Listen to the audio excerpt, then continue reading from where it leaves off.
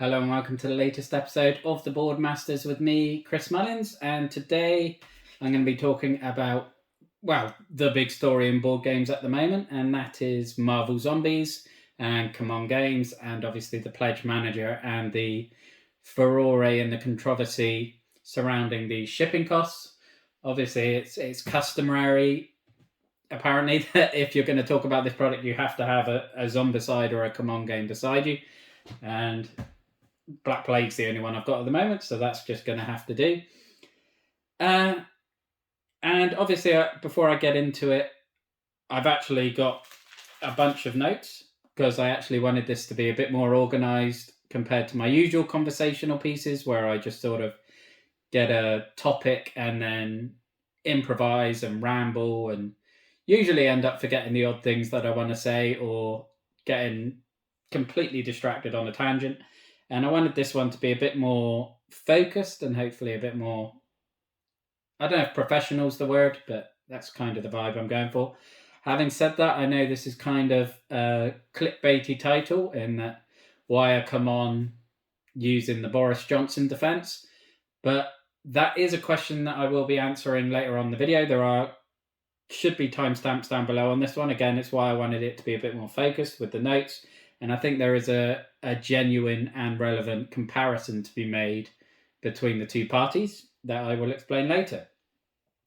Now, basically going into what's happened, I'm not going to go into it in great depth because there's some fantastic videos out there already from the likes of Alex at Board Game Co. in particular, who has gone into it in fantastic detail and explained everything. But basically what happened, a very quick run through, is CMON launched the Marvel Zombies campaign on January the 18th. Massively successful campaign, over $10 million raised. Campaign finished early February, I believe, and then the Pledge Manager opened less than 3 months later, and the shipping prices have rocketed compared to what they were estimated in the campaign. So obviously they had their caveat in there that these are estimates, they could go up. With the shipping crisis and everything, we are very familiar with shipping prices going up, and it's completely understandable in general. But these have gone up an extraordinary amount in an incredibly short period of time. Just to give you an example, I was playing around. I didn't back the game. I don't have a horse in this race. Thankfully, I did a video, I think at the turn of the year, saying about how Zombicide's kind of the FIFA of board games and that it's yearly updates with a change of theme. And I would love to be able to buy more, but with CMON, the pledge that a completionist like me would have to get is so expensive, and then having to put VAT on top of it just makes it prohibitive for me. So I went on the Pledge Manager and had a little play around and basically looked at the Undead Pledge and the Galactus Pledge because they are two of the three that we had estimates for in the campaign. I didn't bother looking at the resistance because I figured 2 out of 3 is enough. And basically the Undead Pledge is the $130 core box and stretch goals, obviously. In the original, that's $130 for the pledge. In the original campaign, if you were getting single wave shipping, that was estimated as $65 for shipping and VAT. Obviously, I'm UK based, so I'm going to include VAT.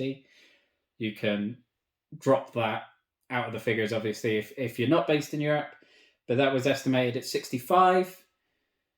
3 months later, they're now charging $110 for 2-wave shipping, which I'm not really sure of the relevance when it's just the core box and stretch goals, unless they're going to send the core box in wave 1 and then the stretch goals in wave 2, which seems like a very strange way of doing it. But again, in the campaign, that was estimated at $99 for shipping and VAT. In the Pledge Manager now, just for the core box on 2-wave shipping, you're looking at $188 for a $130 pledge. That is obscene. I mean, that is a joke. I can't even begin to understand it. I mean, I haven't thankfully backed the game in the last 6 to 8 weeks, but No, I've certainly done pledge managers since the turn of the year, and I have not seen anything like that. $99 to $188 on a $130 pledge. And going into Galactus, that's a $410 pledge level. For single wave in the campaign, you were looking at $180 for VAT and shipping again. In the pledge manager now, that's gone up to $270, which probably isn't that bad for the amount of campaign content you're getting and the massive, ridiculous Galactus statue that's involved. But again, it's gone up by 50%, which is a dramatic increase. And I can understand certainly why people would be livid. I certainly was when Massive Darkness 2 came in. The pledge manager opened, and all of a sudden they were charging European backers VAT, which added $80 onto the cost. And it's probably the same feeling that people are having now. In terms of the two-wave shipping, again, in the campaign for VAT and shipping, you were estimated $214. That's now gone up to $350. $350 on a $410 pledge. Again, it's a massive, massive amount. It's gone up by more than 50%. It's extraordinary. And to make things work, I mean, the two-wave shipping is generally the gold standard. It's what we're always told to buy. It's what we want to pay for because, yes, it costs a little bit more generally, but you get the game first in theory, and so then you don't have to wait the extra year or two for Wave 2 while everyone else is playing their games and you're missing out on all the hype and you have the FOMO and it's just an awful feeling. So generally, we all want to go Wave 2. I know Mr. Brown on channel backed, I think, Etherfields in single wave shipping, and he's told me umpteen times how much he regrets it. And I never thought there was going to be a case where I ever chose single wave over two wave shipping. Again, Alex at Board Game Co has talked about that substantially in the past. And I think this is in his video about CMON and this situation the other day. This is one of the only times he would ever recommend getting single wave. And to make matters worse with that two wave, not only has the price gone up, but to get two wave shipping, you have to complete your pledge and pay by the 31st of May, which is at the time of recording. I'm recording this bank holiday Monday, so it's the first day. So you've got 30 days basically to make a decision on whether you're going to accept this enormous jump in your budgeted costs for shipping. And that is a lot of pressure, I think, to put on people, and especially when it's such a large amount of money. You're talking about, well, the $410 pledge, you may have budgeted $600 to $650, knowing the prices will probably go up a little bit, and instead you're now faced with having to pay $760. It's a lot of money. It's a lot of money. And, is this fair? In some circumstances, I would say it would be understandable. It could be justifiable, certainly if it was a first-time game designer or somebody that just has done a campaign and hasn't dealt with the shipping crisis, is aware of it, but hasn't dealt with it in the depth that you need to as a publisher, as someone who's trying to get a game made, and maybe got inaccurate quotes or something, or quotes that were accurate at the time, but they maybe got it 3, 4, 5 months before the start of the campaign, so those shipping quotes were then out of date, and obviously had to then do a quick 180 and unfortunately unveil these huge shipping prices. As long as they explain that and made their side of the argument and just came clean and said, this is what's happened, I'm sorry, it's my error, offered potentially refunds, what have you, then that would be understandable. I could find that would be forgivable for me. I would probably still back the game if I wanted it enough to back it at those levels anyway. For a company like CMON, this company does 2 to 3 major Kickstarter campaigns a year. They are intimately aware with the shipping crisis. They've shipped, I think, a number of campaigns since the start of the pandemic. Massive Darkness 2, an enormous campaign that I've spoken about on the channel before. I did a video, I think January last year, where I talked about why I cancelled my Massive Darkness 2 pledge.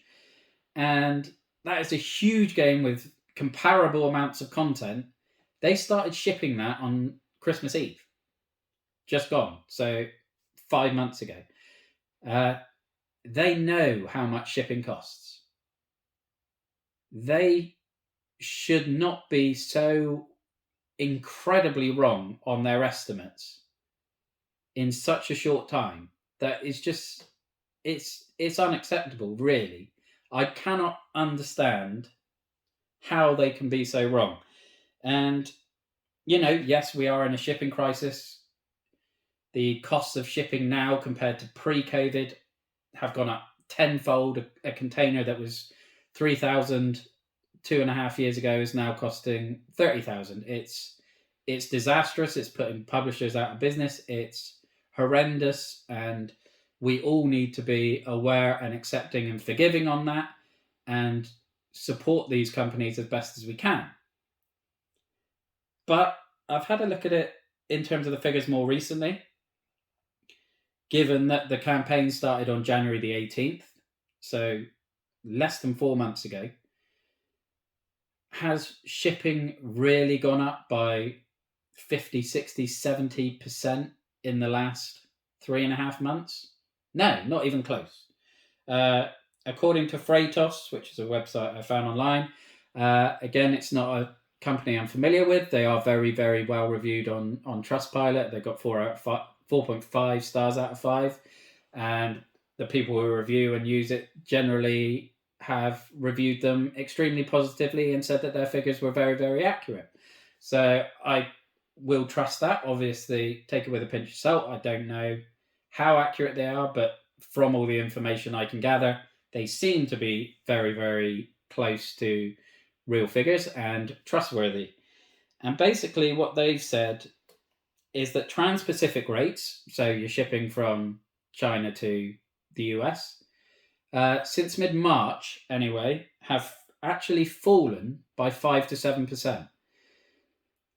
So in the last 6 to 8 weeks, shipping prices from China to America have fallen by 5 to 7%.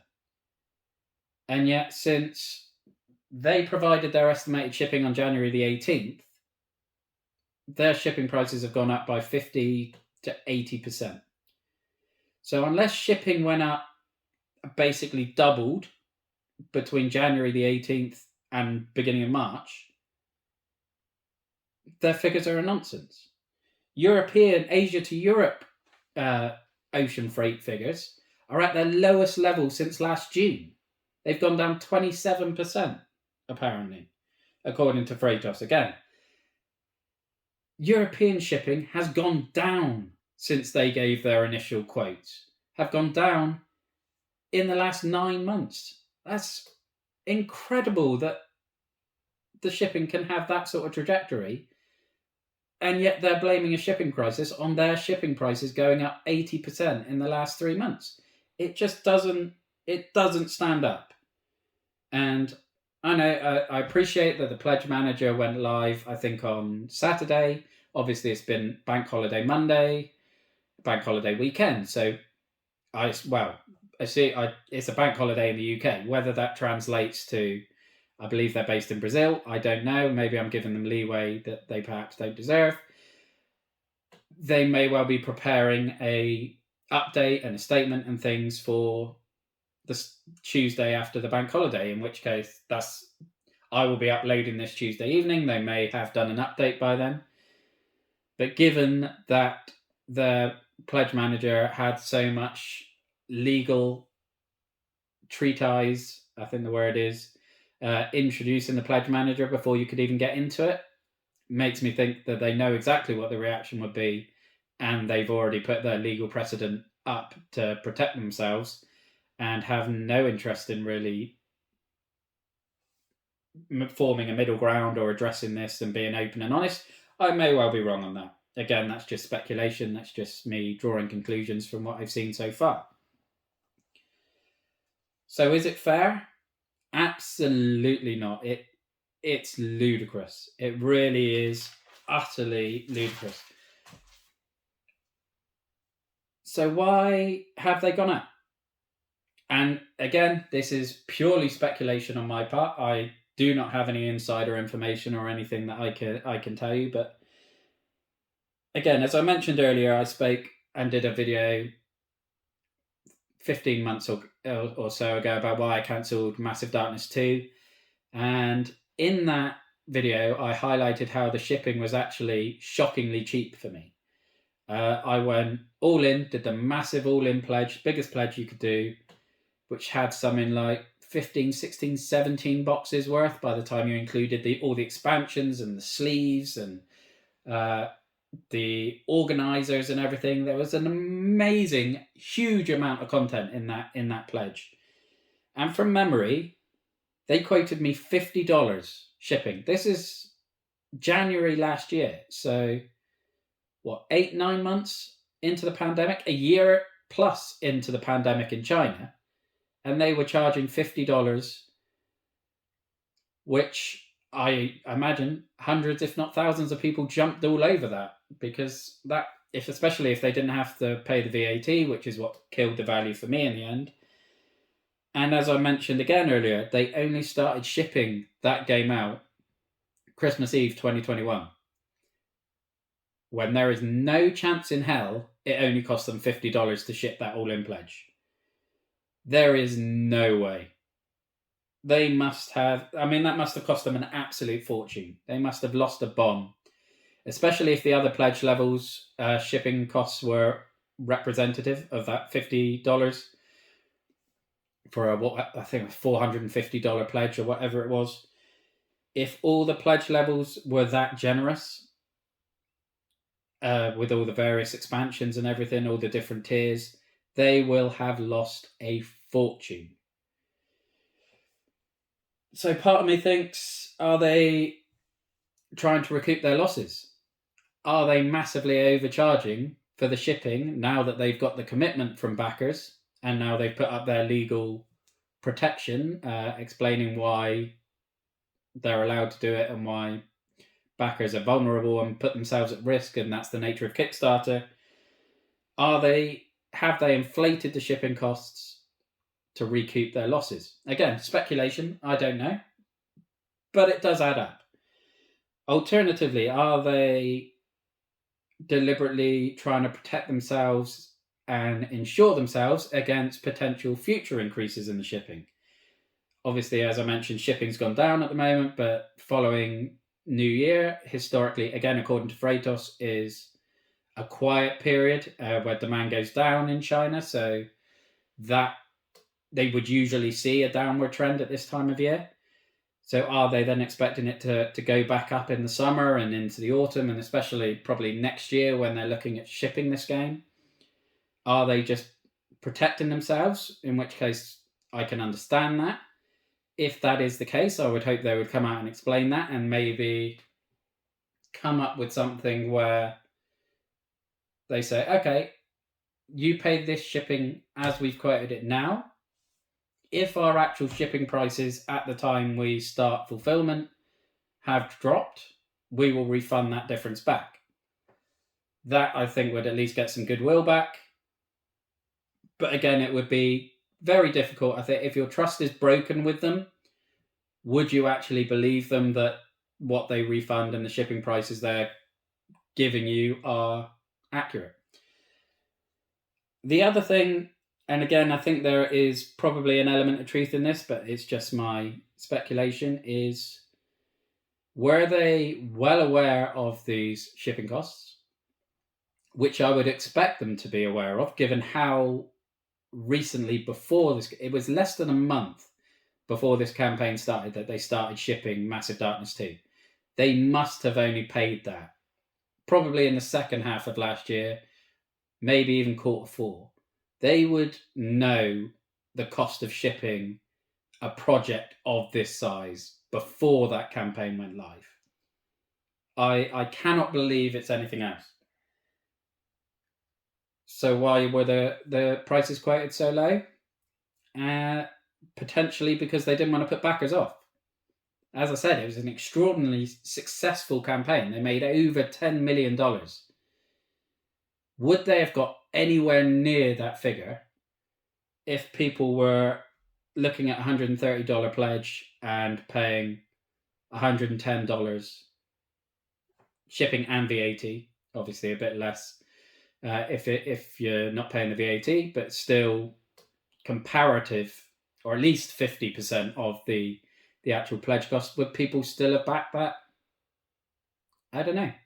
Would people have been willing to pay 340 odd or whatever it was, $350 VAT and shipping for the Galactus pledge for a $410 pledge?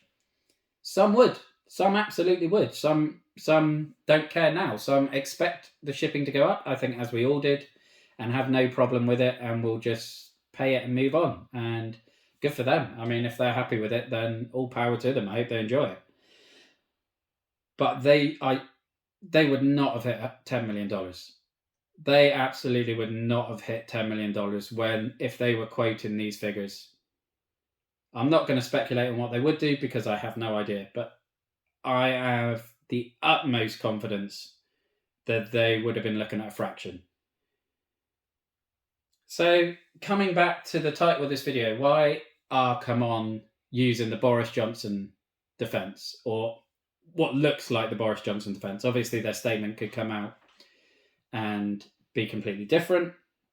And for those who don't know, Boris Johnson, the Prime Minister of the UK, it has been going through a long-term scandal called Partygate, which basically stems from him attending and his residence being used for multiple parties during COVID lockdowns, basically that broke all the social distancing rules that he put in place and he demanded the people of Great Britain followed.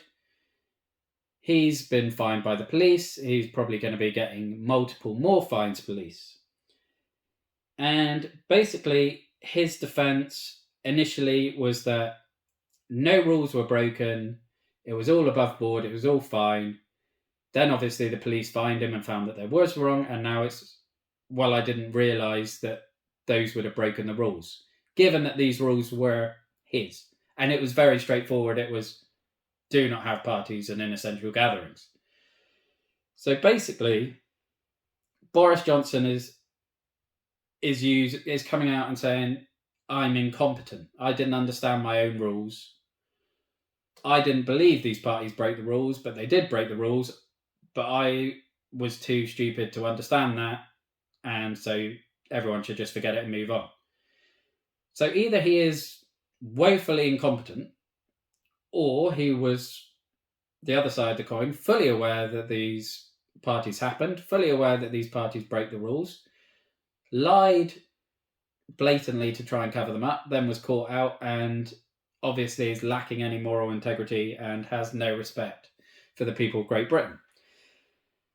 Neither of which look good, especially on a Prime Minister. How does that relate to CMON?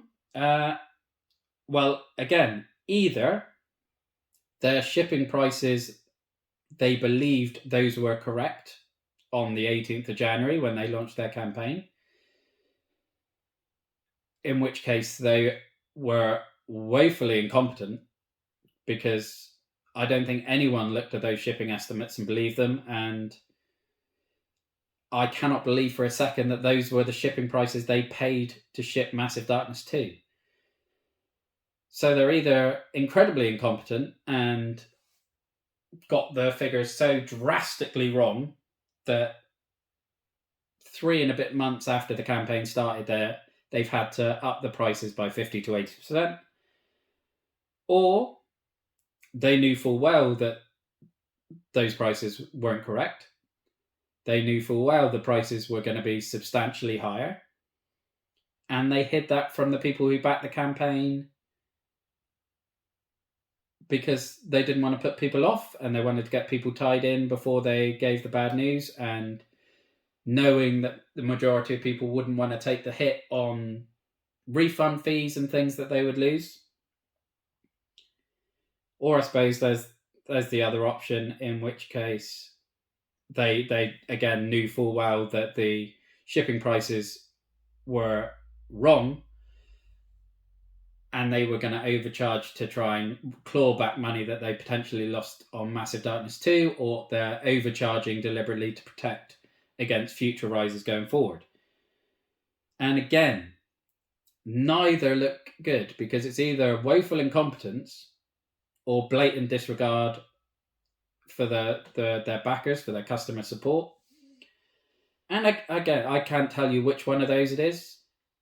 I'm not really sure that there is any room for them to say it's just an honest mistake. We didn't know it was going to go up because, well, again, according to Freightos, the shipping prices have not gone up. The shipping prices have gone down in the last 6 to 8 weeks for the US. They've gone down dramatically over the past 9 months for Europe. So there is absolutely no excuse for European shipping prices to have gone up by the amounts they have. And it just looks terrible. And yeah, I'd heard rumblings about it over the last few days, and again, because I didn't have a horse in the race, I hadn't really engaged with it. I have over the weekend watched Board Game Co's video on it. I watched Quackalope's video on sort of general issues, that what he expects from publishers, which again obviously didn't go specifically into this case, but had very similar trends and did appear to be inspired by this. It's a mess, and it's not good for crowdfunding. I mean, looking at the potential ramifications of this, how many comments have we all seen, whether it's on the campaign page, on forums, on Facebook, on YouTube videos, of people saying going forward they will only ever get the dollar pledge, because then they can easily walk away if they are hit with this sort of surprise. And I don't blame them. That's exactly what I would do. But then again, that's not going to be good for crowdfunding, because the campaigns aren't going to fund that way. You're certainly not going to get the stretch goals and expansions that we've come to expect over the past couple of years if people all do that. Alternatively, even worse, they will just walk away from crowdfunding altogether. It's not worth the risk. It's not worth the stress. They'll just wait until retail. And again, very, very sensible. That is what I already do with CMON games, because and pretty much anything that's based outside Europe now, because of the VAT issue. But again, not good for crowdfunding, because it's going to lead to lower funding, less stretch goals, less extras, which then leads to more toxicity within the campaigns. It could potentially have a lasting, ugly legacy. And you can argue whether that legacy is COVID and the shipping crisis, or whether that legacy is CMON. I mean, personally, I've backed probably 60 to 70 games in the last 18 months. I've happily paid extra shipping when smaller publishers have needed it. Awaken Realms have been fantastic with Etherfields. They needed to get a bit of extra money for the shipping, so they announced an extra Kittenberg promo, sort of an extra scenario that you could buy that would help them with the shipping costs, which I thought was a fantastic initiative. So there are lots of ways that companies have been able to deal with this shipping crisis over the last 2 years, and at times when shipping has been rocketing.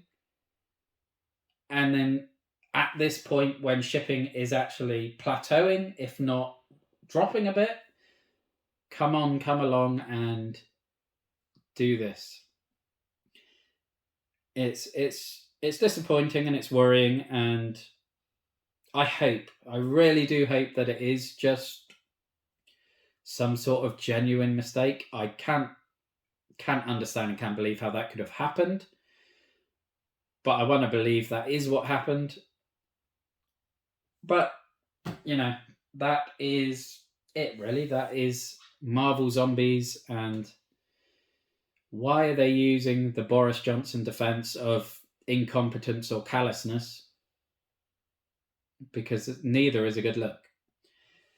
So that's it for this video. Thank you for watching. Hope you engage. I'd love to have a conversation about this. I know lots of people have been talking about it, so you may well be fed up with it by the time this video comes up. But if that's the case, apologies for that. But thank you for watching. Look after yourself, stay safe, and have a good one. Bye-bye now.